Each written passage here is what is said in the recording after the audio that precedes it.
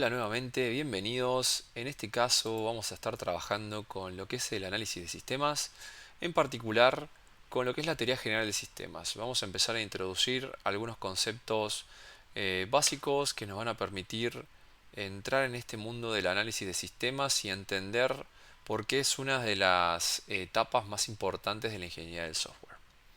Bien, vamos a lo siguiente. Vamos a definir primero qué es un sistema. Un sistema lo podemos definir como un conjunto de partes organizadas relacionadas entre sí que van a interactuar para lograr un objetivo en particular.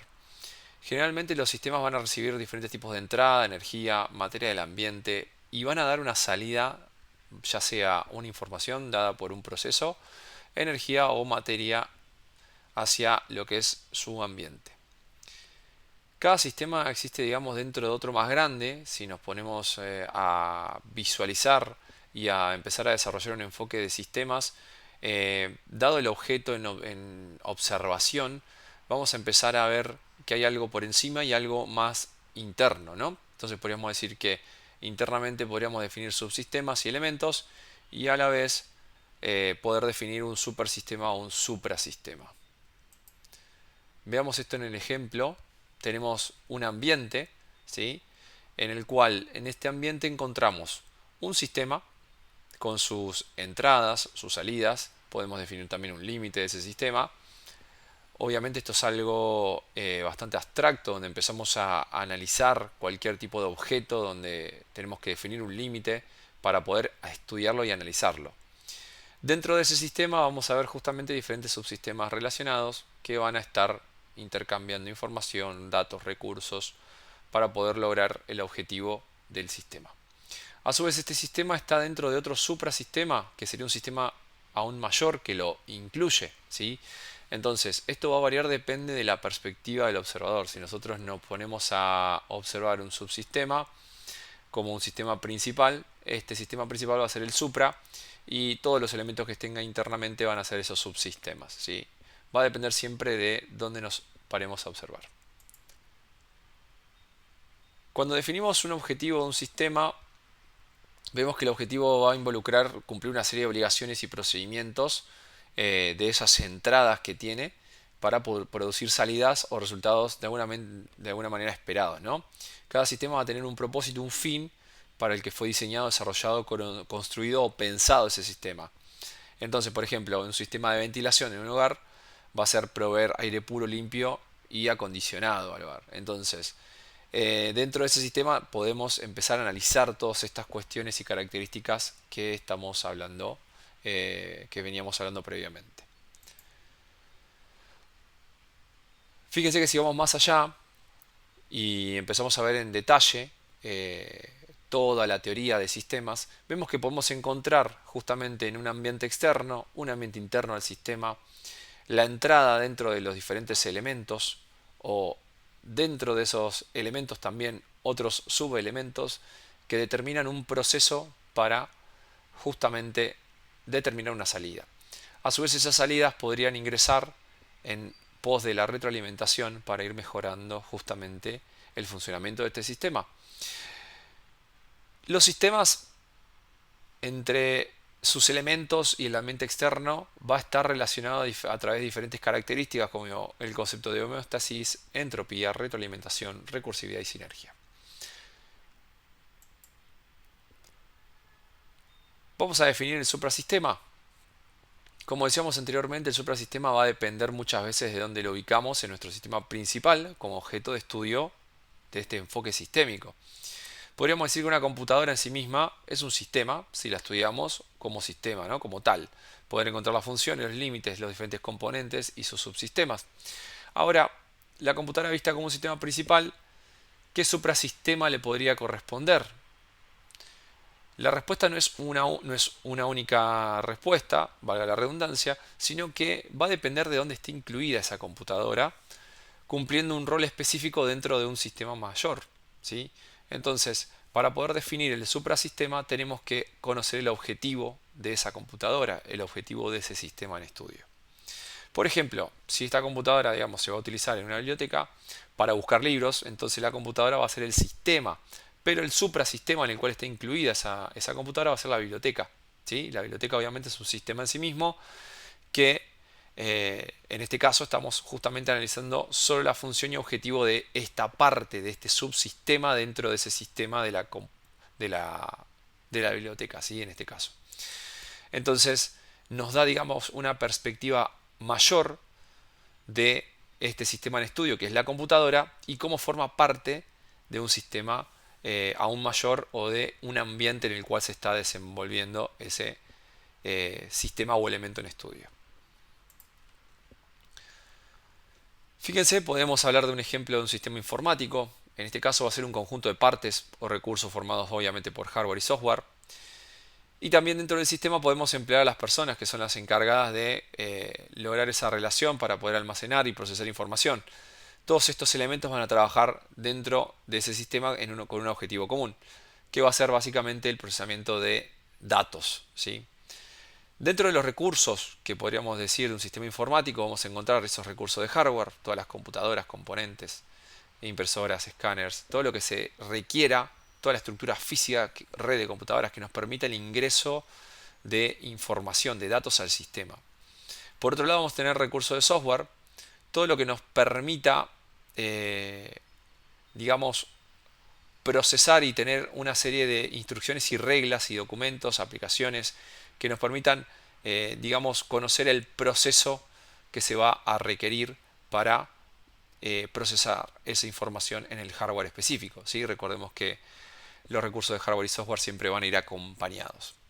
Por otro lado está el recurso humano, esos componentes que son las personas que van a formar parte del sistema, son los que van a operar ese sistema, los que los van a mantener los usuarios finales, los que básicamente interactúan y ingresan datos a ese sistema que permiten obviamente al conjunto hardware y software procesarlos. ¿Qué ocurre con el medio ambiente? ¿Sí? Este ambiente del sistema, podemos definir o identificar un ambiente que va a poder ser de alguna manera infinito, ¿no? Hay que identificar justamente del estudio, del objeto del estudio, cuáles son los componentes que van a decir, que vamos a decir, bueno, estos forman parte del sistema donde podemos definir que desde un límite en particular de este sistema en estudio encontramos por un lado el ambiente y por otro lado todos los elementos que forman parte de ese sistema, ¿no? La idea siempre es, a la hora de analizar, encontrar esa frontera, ese límite, que obviamente es muy abstracto de comprender, pero básicamente el objetivo y los elementos que nosotros vamos a estar analizando de ese sistema nos van a dar la pauta de dónde conseguir ese límite, ¿sí? Desde dónde este sistema, digamos, tiene ese umbral en la cual la información que egresa o ingresa, ¿sí? Ya forma parte de ese ambiente en el cual está contenido. Dentro del sistema también encontramos justamente una serie de componentes. Decíamos que tenemos los subsistemas y dentro de esos subsistemas pueden haber diferentes componentes que están relacionados entre sí para obviamente llevar a cabo los diferentes procesos que puede llegar a tener un sistema de mayor rango, ¿sí? Entonces, fíjense que si quisiéramos analizar un auto como un sistema, podríamos ver que tiene diferentes partes, componentes que se relacionan entre sí para que funcione, ¿no? Pedales, volante, motor, ruedas, ejes, etcétera. Varios componentes relacionados. En este caso, tenemos que tener en cuenta que para definir, digamos, un componente, un punto fundamental, es determinar si este componente en particular está relacionado con otro o no, ¿sí? Y si esa relación sirve al funcionamiento o al propósito del sistema en general. Esa va a ser una parte o una característica fundamental para poder definir un componente dentro de ese sistema. Fíjense que estos componentes tienen ciertas características que se van a denominar como atributos, propiedades, de las cuales en su conjunto representan el estado del sistema, ¿sí? Fíjense que el motor, por ejemplo, podría tener diferentes atributos que nos pueden determinar si el motor está en buen estado o no, si forma parte, si se relaciona bien con las otras partes o elementos del sistema, en la cual nos va a poder determinar bien cuál es ese estado. Entre los atributos podríamos definir los siguientes.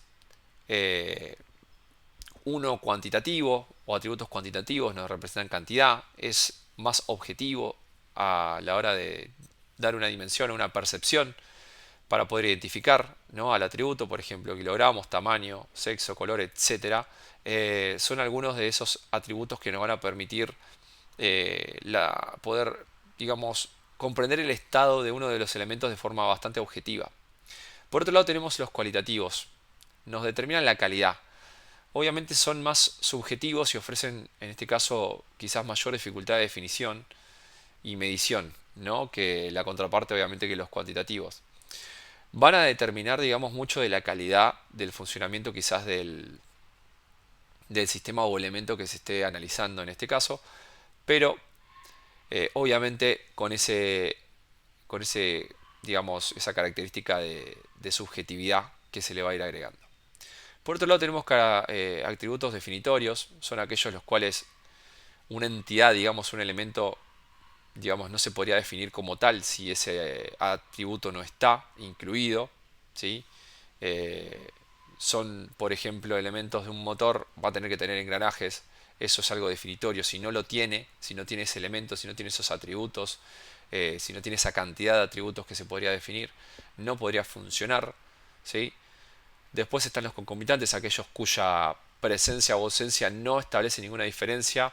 O sea, básicamente que no estaría modificando el funcionamiento de este sistema o elemento en el caso que esté o no esté. Podríamos hablar de algo accesorio, un atributo accesorio en la cual estaría dando, digamos, alguna noción del sistema.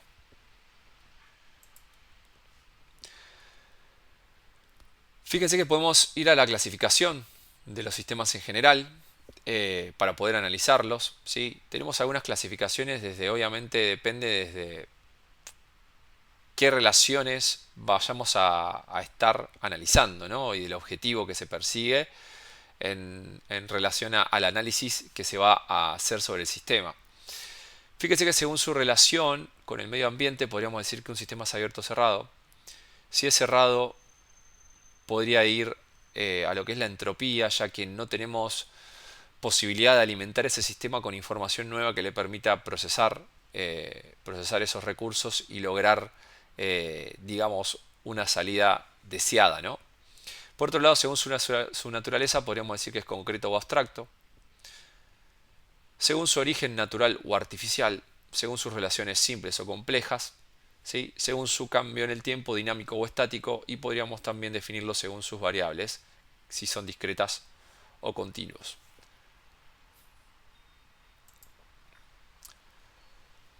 Por otro lado, este tema de las relaciones y la regulación del sistema, lo que generaría, digamos, lo que es la comunicación dentro de este sistema, muy importante ya que se va a expresar en función de relaciones entre todos los elementos. Esto va a determinar obviamente todos los flujos de energía, toda la transmisión de datos, de materia, de información, en base al tipo de sistema que estemos analizando, ¿no? Si basamos en un sistema de información, obviamente el flujo principal va a ser información, comunicación, y va a estar dado por las diferentes interrelaciones entre los diferentes elementos, donde tenemos que ir mostrando o teniendo en cuenta los diferentes estados, ¿no?, de ese sistema, por los cuales va a ir pasando esa información. Todo esto nos va a permitir, digamos, cuantificar en base a esos atributos que definíamos anteriormente. Esos cambios de estados por los que van pasando los elementos van a ser importantes en relación a, obviamente, cómo se vaya comunicando entre los diferentes elementos y entre las diferentes relaciones que nos van a permitir regular de alguna manera ese sistema, ¿sí?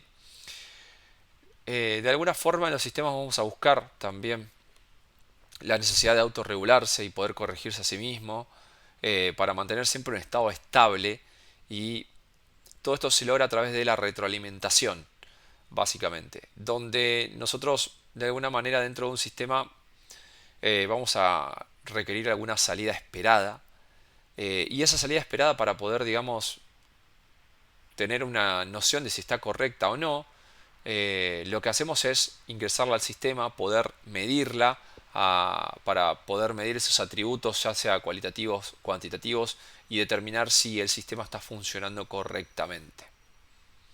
En el caso que no, obviamente hay que tomar esas acciones correctivas para poder lograr ese equilibrio que buscamos en el funcionamiento.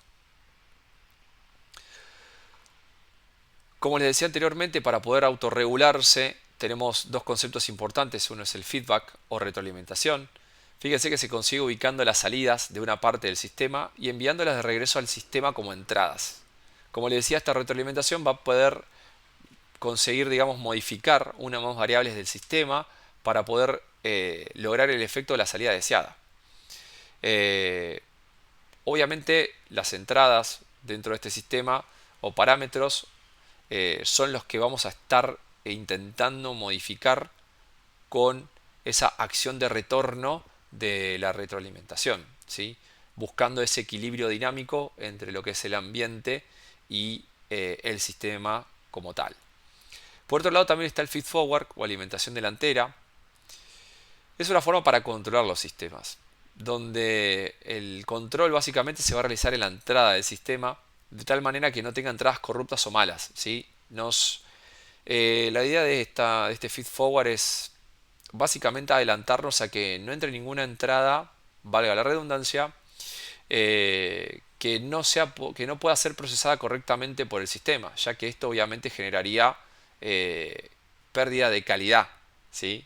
Por ejemplo, si nosotros tenemos un sistema que solo procesa números, la idea es que dentro de digamos, antes de ingresar esos datos, que deben ser numéricos, se controle que efectivamente sean numéricos y no se puedan ingresar, digamos, ninguna letra del abecedario que pueda justamente corromper al sistema y generar alguna falla y un mal comportamiento en el mismo. Entre las propiedades de los sistemas, fíjense que nos encontramos con la homeostasis y la entropía, estas dos que son muy importantes y las nombramos anteriormente.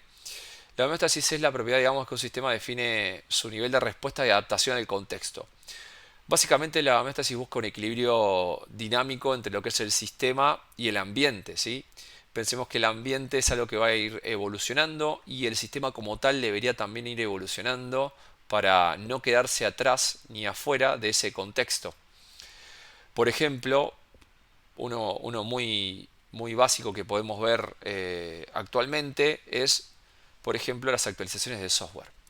El software siempre se va a ir actualizando y adaptando al contexto, ya sea a nuevas funcionalidades, ya sea a un cambio en el hardware, a un cambio en el procesamiento, a diferentes, digamos, requerimientos o diferencias de funcionalidad que se van a querer eh, adjuntar o, digamos, colocar en este nuevo software, ¿no?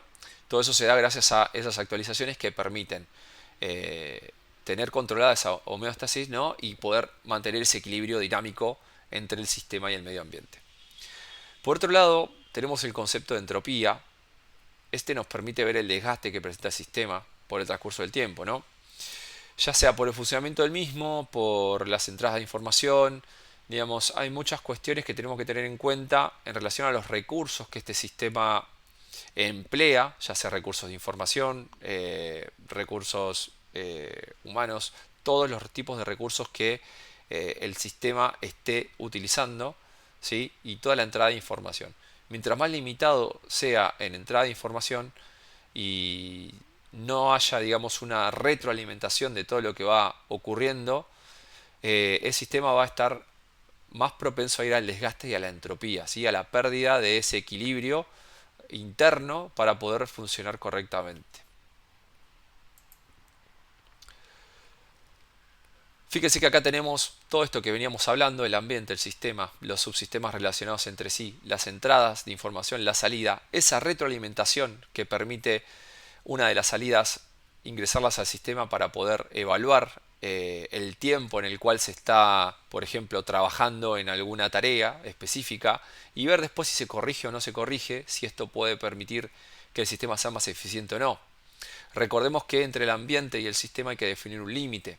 ¿Cuáles son los subsistemas, las tareas que están dentro de ese sistema que permiten, digamos, analizarlo y cuáles son las que están afuera? Con esto nos encontramos en la primera parte de este análisis de sistemas, de lo que es la teoría general. Espero que les sirva para poder empezar a generar una nueva visión sistémica que nos permita tener eh, mejor el control a la hora de empezar a analizar diferentes tipos de sistemas, ¿sí? Y poder empezar a revisar y a entender cómo funcionan para las etapas posteriores de lo que es el análisis de sistemas. Vemos que es algo abstracto, pero algo que, digamos, es una nueva habilidad que tenemos que empezar a desarrollar y por ende todos estos conceptos son conceptos que son muy válidos empezar a incorporar para poder eh, entender y desglosar los sistemas que vayamos a analizar. Les agradezco por ver el video y nos vemos la próxima. Muchas gracias.